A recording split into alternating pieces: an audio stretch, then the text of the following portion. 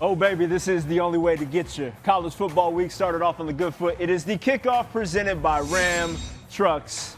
The homies, TNT, taking care of you as always. And before we get into it, a very happy Veterans Day to all those that serve, and a massive thank you. Yes, agreed, 100%. So let's get into the college football. Had a dramatic weekend, to say the very least. As we have some massive conclusions, and really just a lot of implications surrounding them. So let's get into probably the best moment of the weekend. That Indiana tilt against Penn State out in Happy Valley was exceptional, to say the least. So is it something or nothing that the Hoosiers had a little scare out there at Happy Valley? You can look at it both ways. I'm going to say it was nothing. Nothing to worry about if you are an Indiana fan. And here is why. Indiana going into that game, number 2 team in the country, have not lost a single game. They were averaging 31 points per game in conference play. They've been blowing people out. They hadn't been in a close one-score game late in the game since October 11th against a really good Oregon team, quote unquote. We'll get to that in a second. We'll get to that in a second. So it was bound to happen. We have seen everybody in college football be tested, maybe outside of Ohio State, who really hasn't played in many close games yet. Texas in the opener, but that was early week 1. Everybody has had their backs against the wall at some point. And for me, in this game, it was the perfect storm going in. I was worried about it. You have a Penn State team who's not devoid of talent, even though they were on a 5-game skid at home in their place. Happy Valley, tough place to play. And then what else do they have to do this season? Really, not the postseason, not the college football playoff. Why not knock off the number 2 team in the country? They played their hearts out as they should, but the sign of a really good championship football team, I'm going to use the fire that's in front of us, is how you walk through fire, through adversity. That's right. And I think they did it. Showed a textbook example of battling adversity, sort of shunning any sort of doubt by game's end. But I do want to use your point against you as far as the talent level of that Penn State roster. I do think it's something from the macro standpoint, in that we cannot forget the fact that that was a top 2 team in the preseason due to the talent on that roster. And so that we cannot knock Oregon for having gone to the lengths that they had to in order to beat that team. Same way we will not knock Indiana for having done so. But to go back to Indiana and just focus on them and their trials and tribulations and overcoming them, you got a performance that showed the championship medal. Again, to your point, had not been tested all season long. When you get tested, can you bow up? That's exactly what they did. Fernando Mendoza had himself a Heisman moment, Heisman-esque moment. I'm not necessarily ready to give him the nod, only because the brother in the Big Ten with him, and Julian saying, is still just head and shoulders doing things that is ridiculous. It feels like it by default, if nothing else. But this here, the moment of the year is unquestionable. Omar Cooper Jr., this catch in the back of the end zone, capping off a 54-yard drive to win. I just, exceptional body control, ridiculous physics-defying stuff. Look at the toesies. I just, to pull that right foot in, to make sure it does not touch the grass, and then just tap that left toe. That brother reacted back there is exactly how the reactions are so good. Love this girl right here, Jang, with her own camera. Doesn't even break stride. Not at all. She got the shot. Shout out to her. Also, in a year where we roasted refs, and understandably so, I do want to just join the chorus of folks celebrating the back judge for getting that call right in real time, because that is not an easy thing to do, and your boy can never. So all of that to say, again, just to recap, it is something, because we do see championship medal and understand that Penn State's roster is worth appreciating as a talented roster that just didn't come together on a season like this one. It's funny. We had differentiating words, but the same reason. Like, I said it was nothing to worry about. You said it was something because of what they showed. That's I like it. I like it. So something to nothing continues on with this Oregon-Iowa. Another nail-biter in the Big Ten. Oregon gets the last second win. Is it something or nothing that they were able to overcome and get that win out there in Kinnick Stadium? I'm going to say it was something, but on the side of the fact that I haven't been completely convinced by Oregon yet. I want to give them a shout out. It was tough conditions. I was going to play you tough no matter what. You had to go on the road to get a win. But I haven't seen, I feel like, the complete package from this Oregon team yet. And they played them really close. They needed field goal upon field goal upon field goal to win this game. I'm just saying, I think it's something in the sense that I'm happy they got the win. They're obviously still very much in that college football playoff race, but if you look at their schedule down the stretch, they're playing 3 teams that are in the top tier of 100%. the Big Ten. So get them. I think it's a little something, because maybe there are some chinks in the armor. You see Minnesota, USC, Washington, they do have heavy odds to win all of these games, but yes. I don't know, man. Hey, the Big Ten can get weird. We know that, especially in the month of November, that is as long as it is. But I will say that it's something to attest to their sort of ability to kind of round things out, because that place is hard to play in November. That defense in Iowa was top 5 against the run all season, and they were able to find a run game despite Dante Moore having a less than stellar performance through the air. The one throw he showed you that he had in his chamber was absolutely essential in order to get them the win. And Oregon, I think, has something in the form of an all-around roster that could potentially compete. Am I picking them to win the playoff? No. But for them to have a spot, potentially host a playoff game out there at Autzen Stadium, and go on a little run, I don't think that is far from the capabilities of what this roster has shown. All right, some of the injuries too, especially on the offensive side, worry me a little bit. Yeah, I think I want to see more Oregon. That's all I'm saying. That's fair. That's all. It's just in a season where there's a whole lot of parity across the board. There's not going to be anybody that sort of sets themselves apart. You can convince me. That's right. Though, now, last thing we got to touch on. Proposals. I'm not even gonna go something or nothing here because I do we talk about marriage a lot on the show. You know what? It's a place of love. I don't know what to tell you. We like love around here. So speaking of that, we had 2 proposals go down, both in the SEC, both regarding schools in the state of Mississippi. Okay. Stark Vegas. Veterans Day celebration. One proposal there. It is obviously successful. She says yes. How are we feeling about the proposals in game, both here and at Ole Miss? I want to preface this by saying I love love, and I love seeing people happy. You about to go in. It is so cringy to me. I cannot get on board, and maybe it's because I'm a more private person. This girl's reaction was really funny. Like, she was actually shook. Did you think you were really holding the ball for a field goal? You really thought that? This is cute, and then Lane Kiffin comes in, sneaks in. They're going to have that photo for a lifetime with Coach Kiffin special, but absolutely not. Do not count me in on this. If my future husband is watching, do not propose to me in front of hundreds of thousands of people at a football game. No? I'm in Tallahassee, you don't want him to bring you out on the field, middle of the Seminole logo, and drop to a knee? No. Me and Osceola out there together, like, congratulations. My whole thing is, like, if it's y'all's thing, like, and it was clear in the Ole Miss game, that was their thing. They go to games together. That's their cute. Love That's adorable. You sharing that moment. But big dog, if this is just for you as the brother proposing, and she don't give a hell about being at football games, don't do that. Don't do that. That's step 1 in the wrong direction of your marriage. I promise you. Don't do it. Yep. All right, guys, get ready for it tonight. The second installment of the college football playoff rankings will be released. Our friend Heather Dinich has already thought about it because literally this is all she thinks about this time of year. Here are her latest projections after this last weekend of play going into tonight. Trev, anything jump off the page to you? Texas at 10. Interested to see what exactly is going to pan out for them throughout the duration of the season. Should they get a big win against Georgia or Texas A&M at season's end and they lose closely to the other, what do you do with a team that's shown substantial growth over the course of a season compared to Notre Dame, compared to Alabama, and how they shake out? Yeah, the mental gymnastics, Olympic gold medal worthy, for sure. My question isn't even on that top 12. It goes beyond that. I'm so hyper-focused on Miami, and where Miami lands, they won this week. Vanderbilt, they had a bye. Yes. Kind of what happens in that situation, and with some teams losing between 13 and 25. Heather Dinich joining us now to try to break all of this down. Busy day ahead for Heather.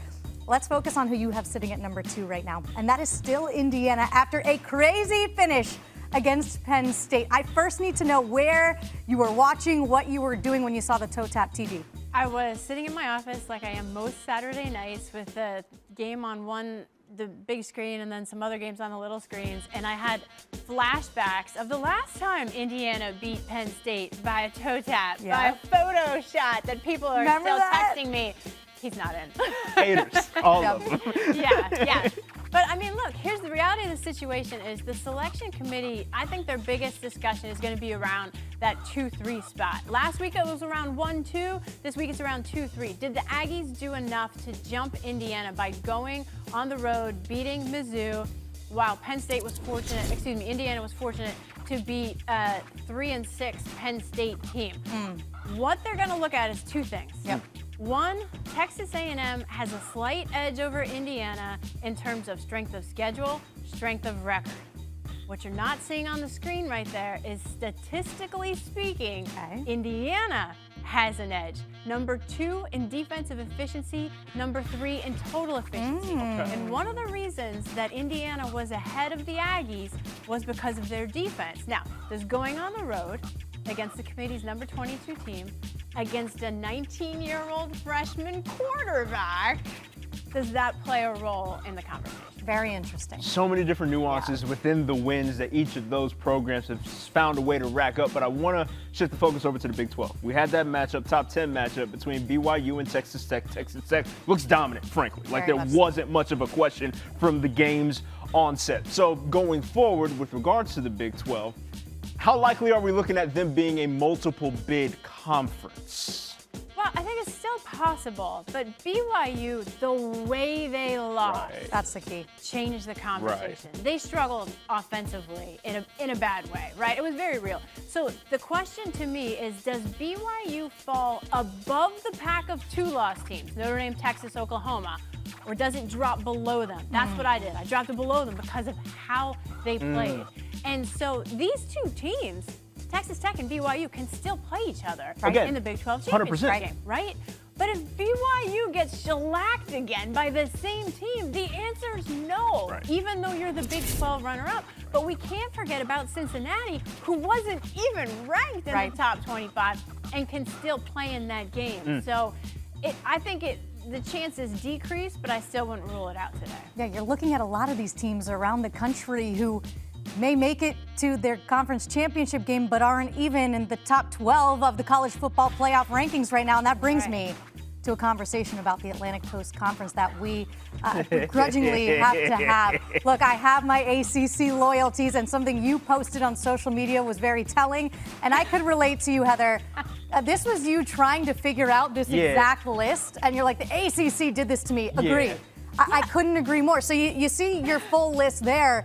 And right now, Georgia Tech would be the highest ranked team. They had a bye, but because of all the carnage that happened in front of them, Virginia, Louisville going down, they're now sitting there at 17. How does the committee at this point evaluate the Atlantic Coast Conference? They sit there and they throw darts. They throw I don't know what else to do. I mean, look, here's the reality of the situation when you look at this, right? Georgia Tech has 1 loss, and so that's kind of easy for them to separate. But Louisville and Virginia both have bad losses. I would argue worse than Miami's loss. That's my question. So I even thought about putting Miami above Louisville, but I didn't because I'm still tripped up over that head-to-head result. 100%. But Virginia lost the game and their quarterback, right? So to me, the head-to-head pecking order of Virginia, Louisville, Miami kind of went out the window, and it's just, I mean, the selection committee has a hard time down there with the ACC. And that's the most brutal part. So if we take your list and then implement it into the bracket, right? Because like that is the key to all of this in the playoffs committee selection process. You look at 1 through 12, and as it's ranked here, it would have Oklahoma and BYU in that 11 and 12 spot. But knowing that we have to have the 2 conference championships incorporated, Georgia Tech slides into that 11, South Florida slides into that 12.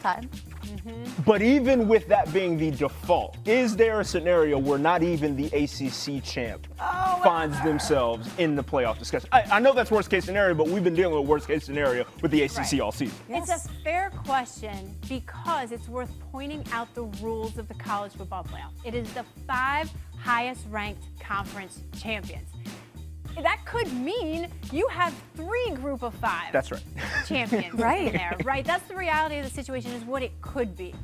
Here's why I think that it's not entirely realistic right this second. Because in the first ranking, you didn't even see a group of 5. This isn't last year when Boise State was firmly entrenched in the top 12. Right? You need 2 group of 5 teams to show up in the CFP top 25. Does JMU sneak in along with South Florida? Is Tulane in there? Any of these 3 teams that you're looking at? My guess is South Florida is the only team ranked because James Madison has played one of the worst schedules in the country. And if there's one thing we've learned, we know about the selection committee, it's that strength of schedule is huge. Especially when it comes to the G5 teams. You want to impress the committee? Don't lose to Louisville. Right?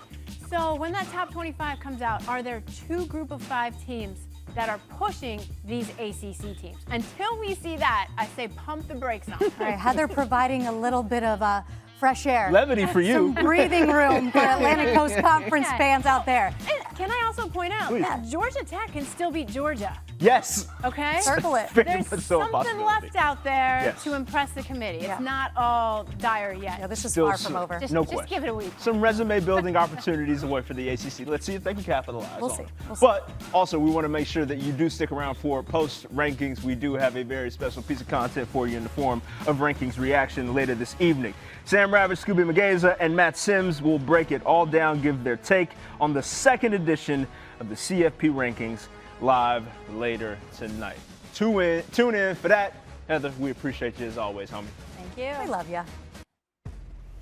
Time now for Unstoppable Performances presented by Ram Trucks.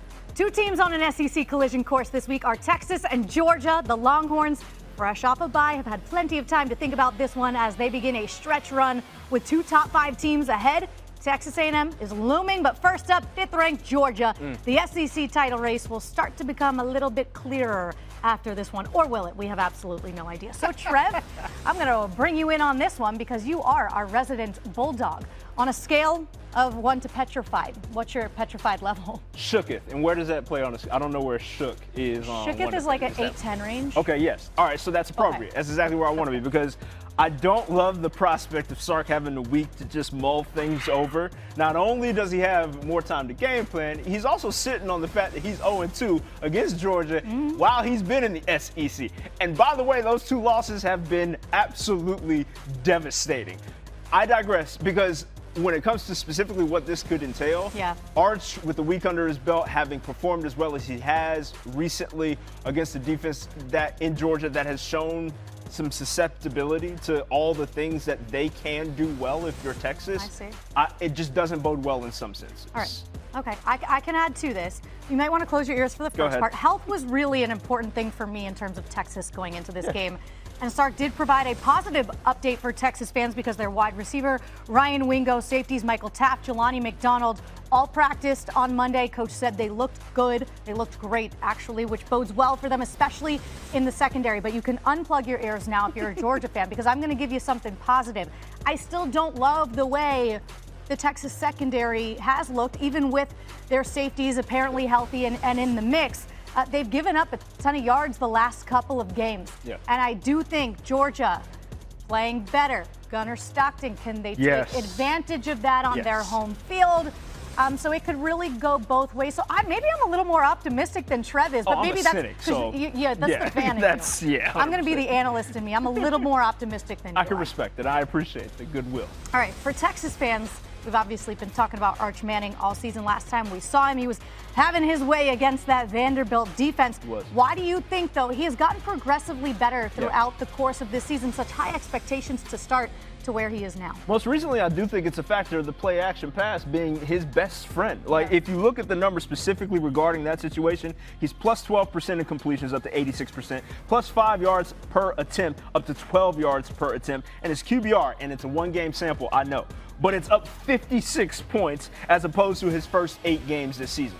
Arch has found something. I don't know if it's just him settling in, the focus no longer being upon him, but all of it has sort of formulated into him being able to play a lot freer, which really was the key to this Texas offense going. Him having the confidence to execute Sark's game plan on a week-to-week basis at a high level. What a concept. When you give someone time and reps and real-life experience, they suddenly get better and improve week to week.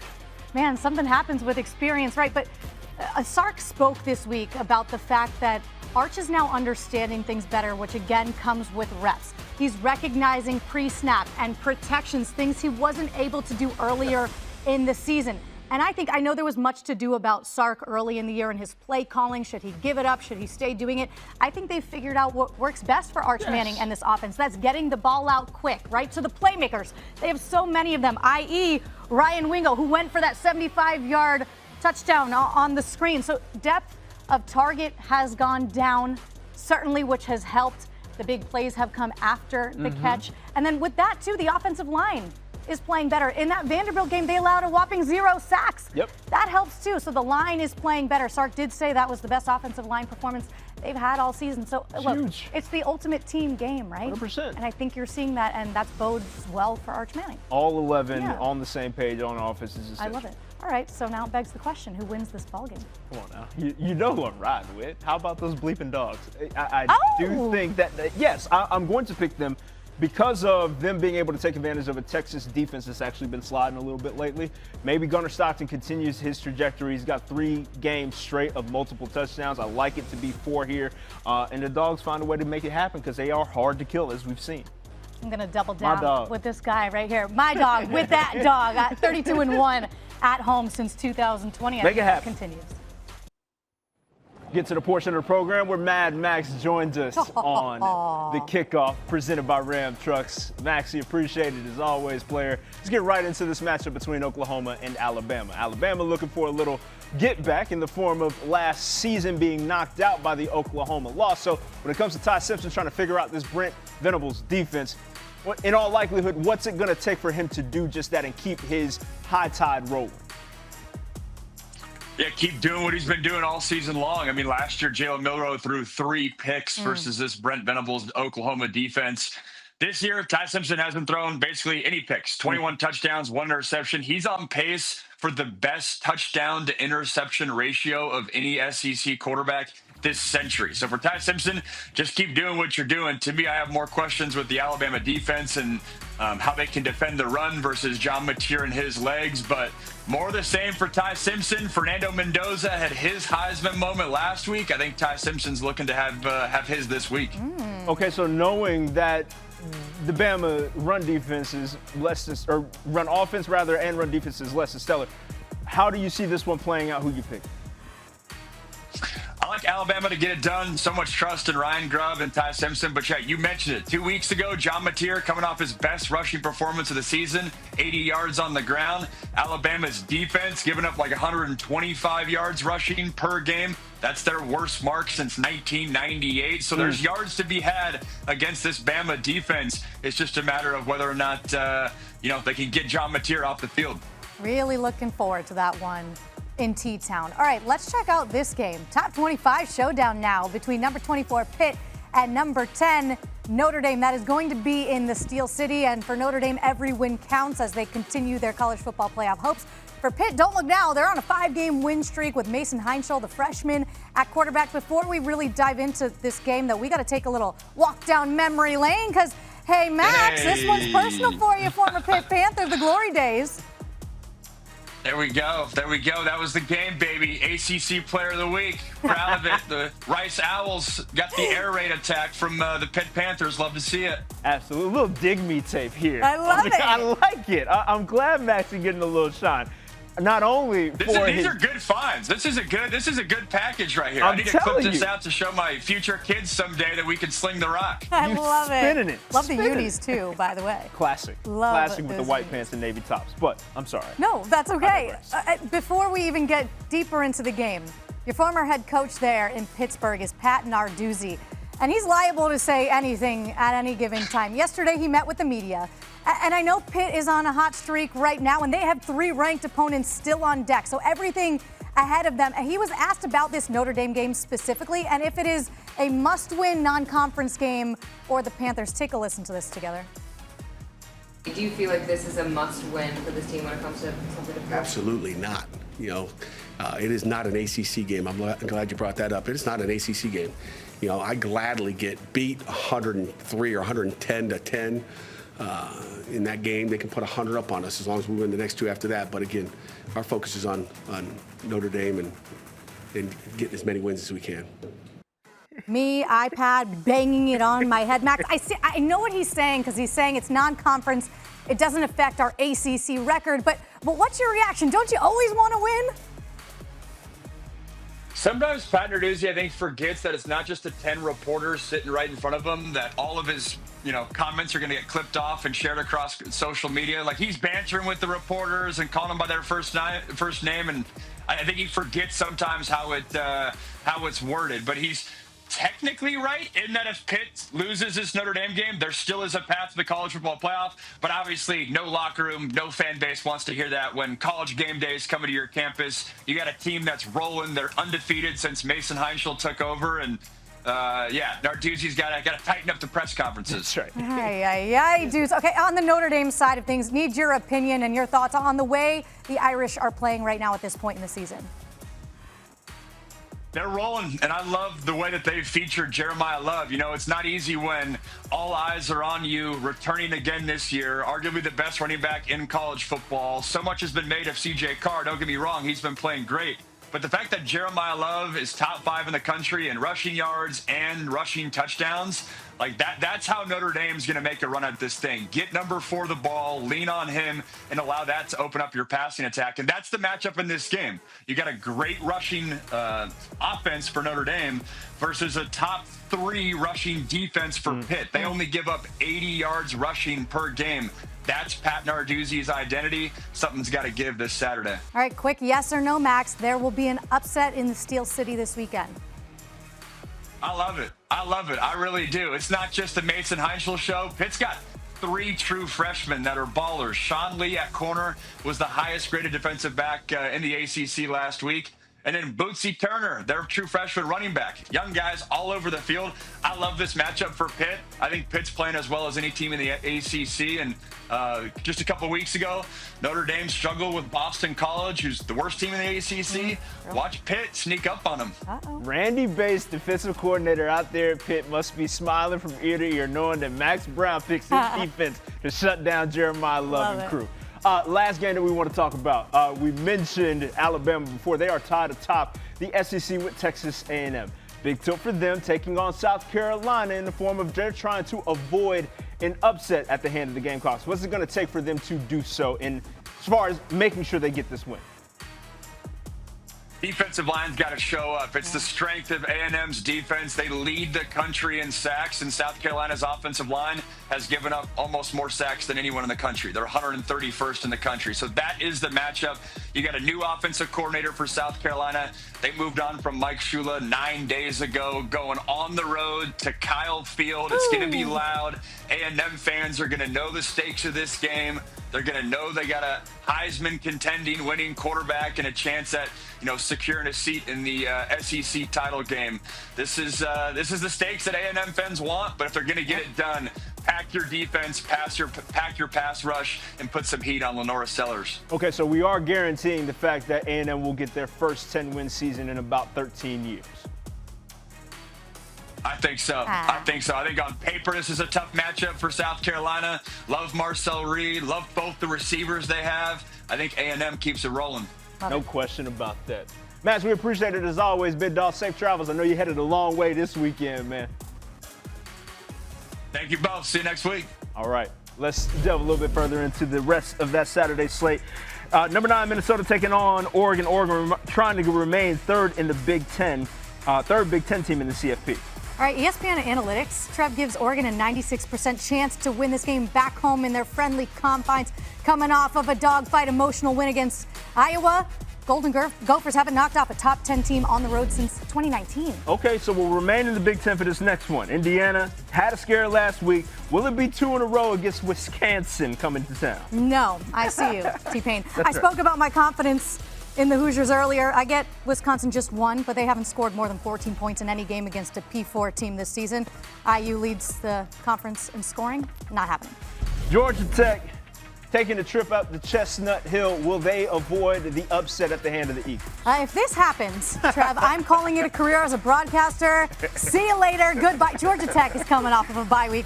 They have a guy at quarterback who should be in the Heisman conversation in Haynes King, and BC's 1-9 on the season. That's Tough it. as nails is Haynes King. Yeah. I love the way he plays. But moving over to the SEC, Florida taking on Ole Miss. Their second to last game of the season, actually, for the Rebels. Yeah, could it be Lane Kiffin's future home versus his current Oh, home? Oh, yeah, I went there a little bit That's spicy. spicy. Rebs had a nice little tune-up against the Citadel before this one. Well, Florida got waxed by Kentucky. I expect it to be a double waxing for the Gators. I think the Rebs take care of business in that one. Oh, my goodness. I had a thought come to my head, but I'm just not going to say that you're one out loud. not. No, Come because on. I We're don't on know. YouTube. Twitter streets is, I know, it's the homies. I'll tell you that joke off camera. All right. But I digress. I do hope that the ACC just tightens up this week so that we do not have to worry about anything going forward. Please, please, I need some sanity in my life. All right, we need to get out of here because I need to hear what he just For sure. had to say. For It is Trev, okay. I'm Taylor. Thank you so much for watching The Kickoff presented by Ram Trucks. Ranking Reaction Show tonight. You don't want to miss it. Tune in.